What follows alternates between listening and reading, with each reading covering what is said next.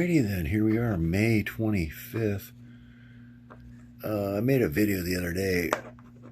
I thought I was really clever repairing this coupling, and I was. Got a new O-ring in there. Fixed it up as good as it probably ever was.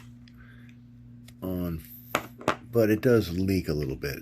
It leaked in the beginning, it leaked after I fixed it, but it didn't leak anymore after I put the new O-ring in. But I decided to go ahead and buy a Harder and Steenbeck quality coupling, and this is it, $24 versus about $7 or $8.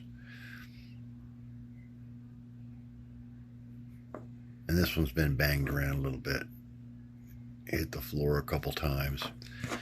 And it does leak a little bit. I think it's the O-ring, the secondary O-ring, the stem O-ring.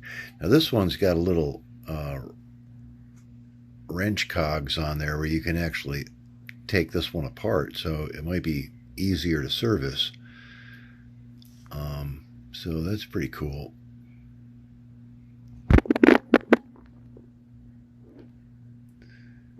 And it's got the air valve on there, which is nice. Works real smooth.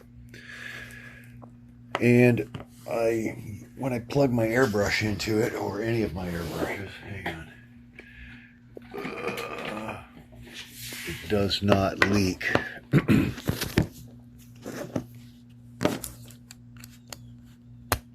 snaps pretty tight, and you cannot hear any air leaking. This one, like I said, does leak a little bit. Not real bad, but still, it's a drain on your compressor. Your compressor keeps running, and to have a nice, it's pretty tight little coupling there. This one's got a little play in it. That's maybe why it leaks.